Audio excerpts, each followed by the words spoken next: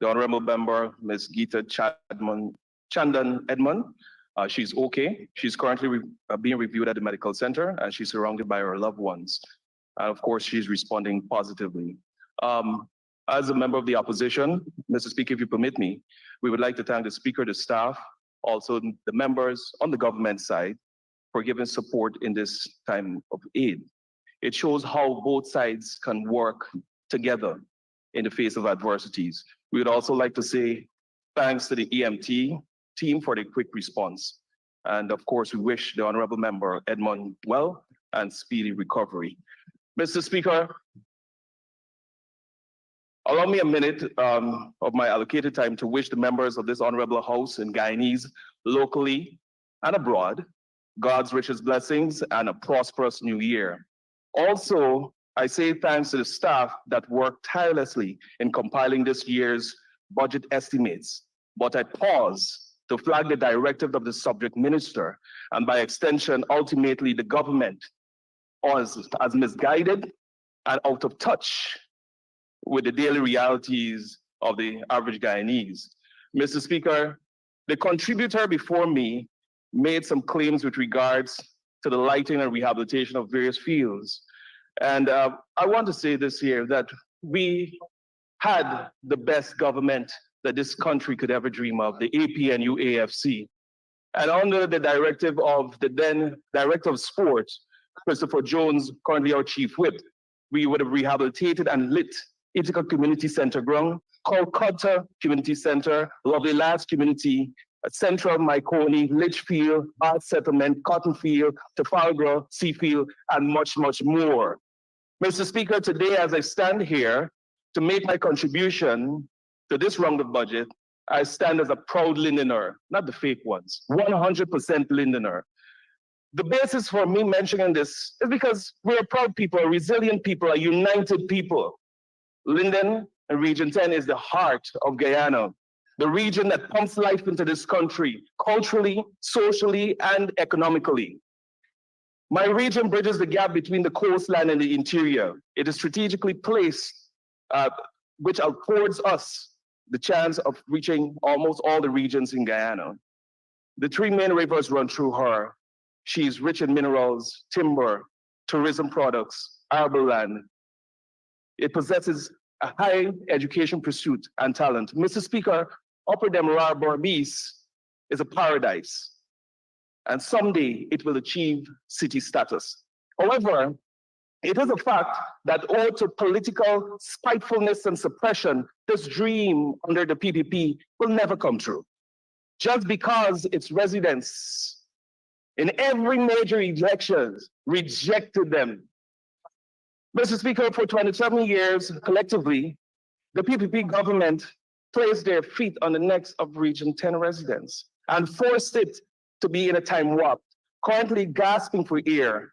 But guess what? Under the APNU AFC, things began to change.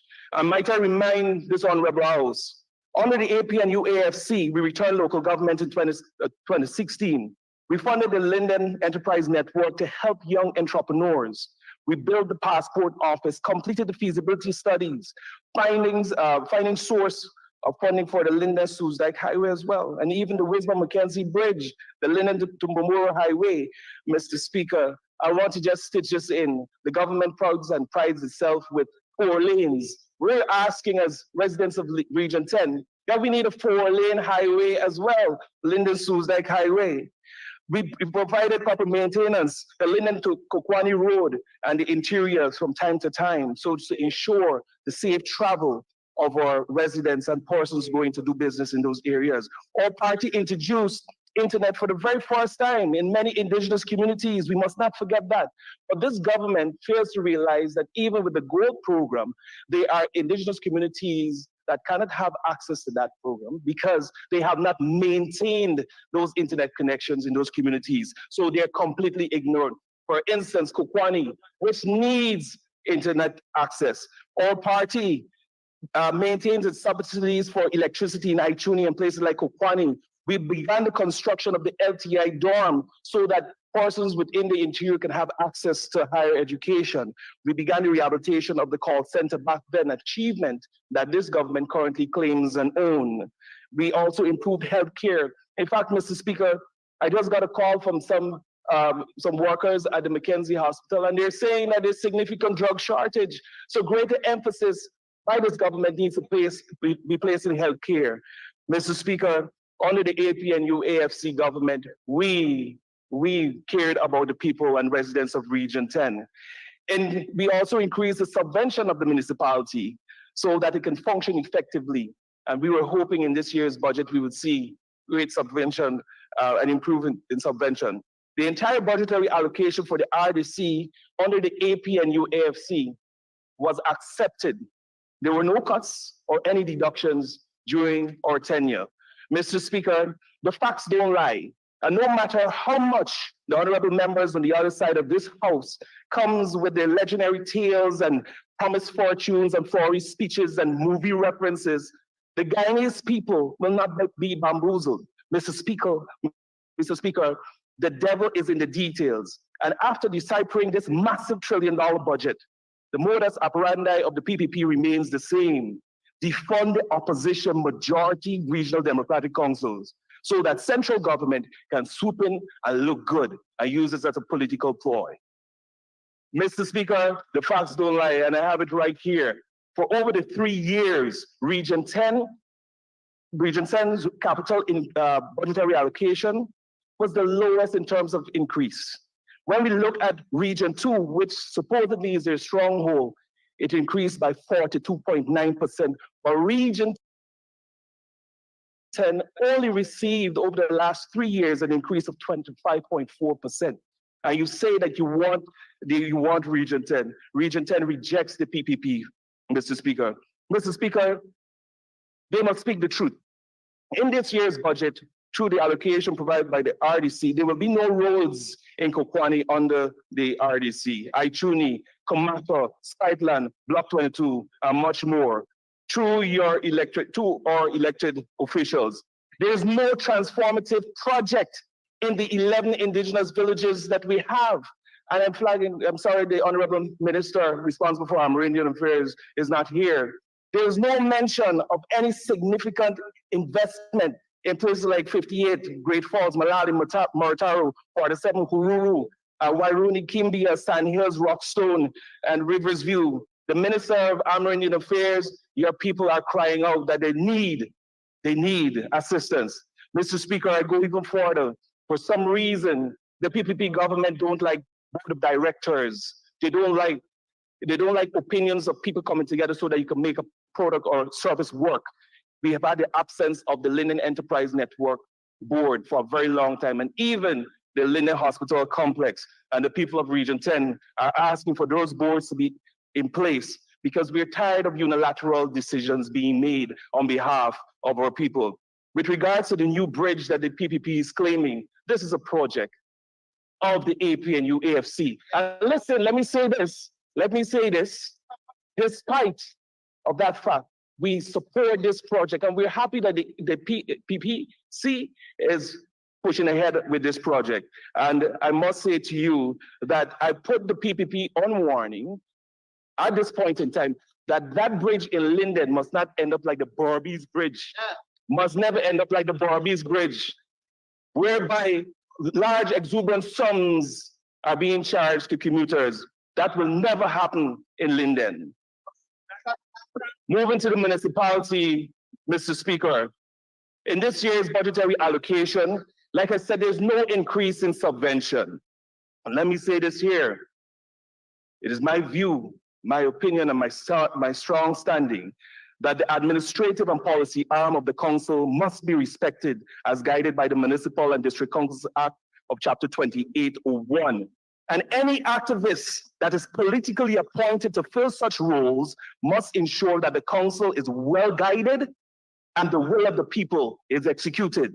Mr. Speaker, I go further to say that the APNU AFC, when we got into the municipality in 2016 by majority votes, we found that there was a tall bill that was inherited by the appointed interim management committee by the PPP. And currently, this debt is still being repaid. Mr. Speaker, the municipality needs a bailout.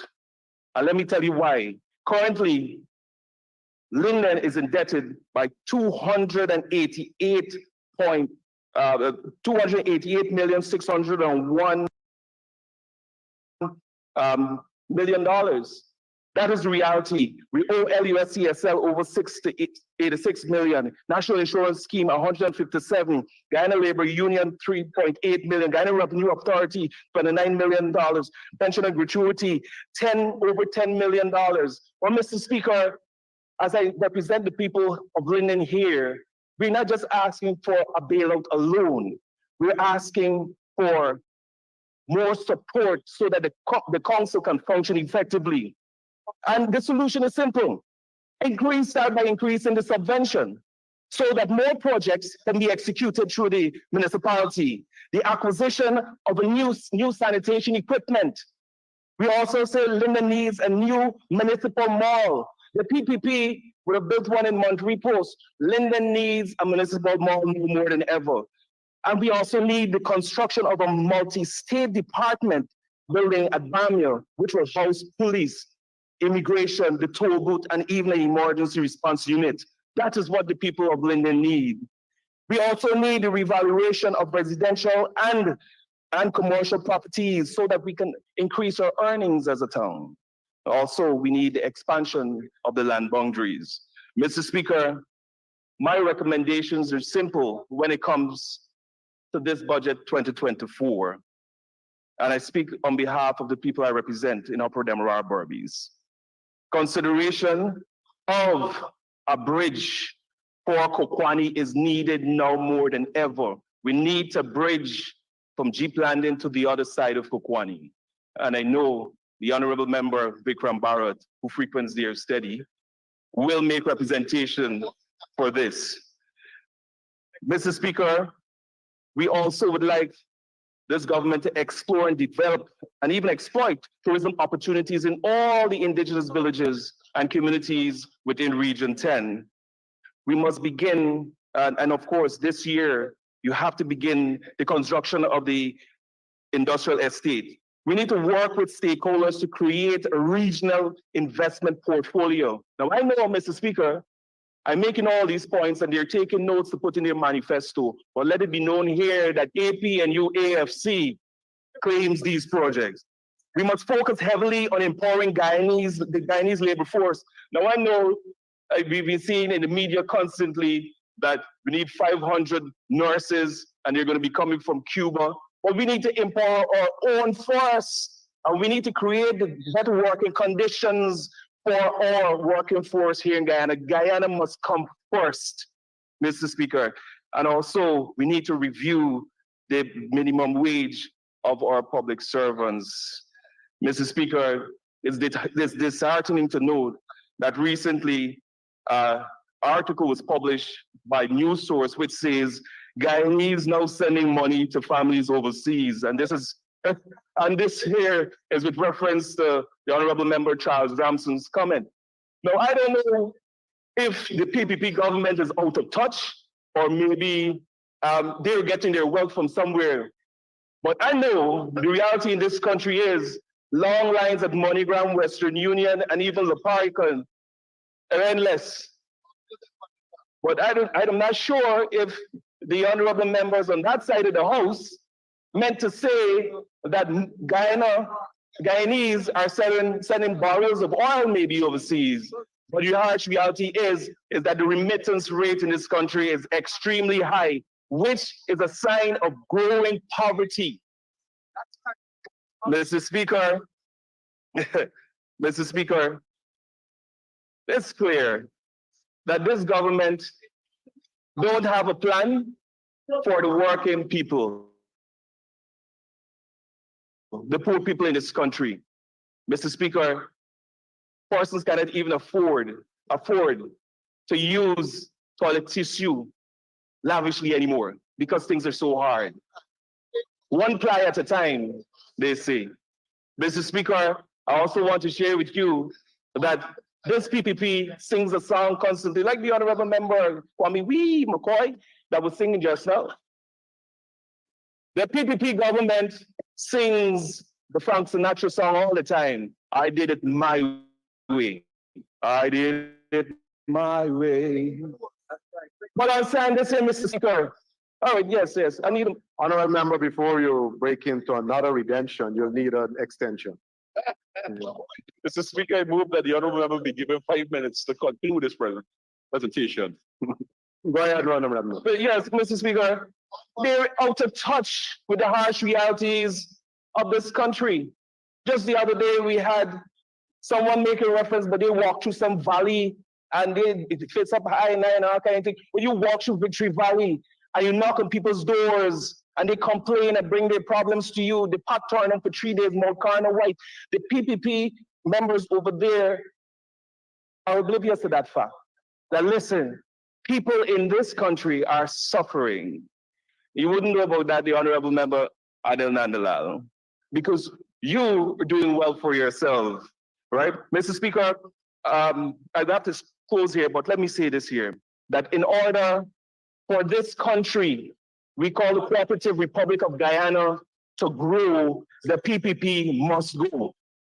And let me make this clear, when the AP and UAFC get back into government in the next elections, we will find spaces for all of you because we believe in inclusivity. We believe in a bottom-up approach rather than a central government and top-down approach. We believe in uniting Guyanese. We will bring more investments to Guyana. We will raise our minimum wage. We will treat our elderly better than how they're being catered for. We'll improve our education, healthcare, and even the forestry sector and other minerals. Sir, I also want to close by saying this. If the two sides, the opposition and the government, cannot come together and work as one, this country cannot progress. And we must exercise political maturity. And it's sad to say that every year we come into this house and debate constantly about the increase in budgetary allocation and so forth. And there's not one recommendation that the PPP has taken from the opposition, which I believe represent majority of all Guyanese. Mr. Speaker, I rest my case by saying this. In Budget 2024's current form, I cannot, under no circumstances, because it does not cater for the poor, support this budget. God bless Guyana. Thank you, honorable member. Our next speaker is the Honorable Alistair Charlie.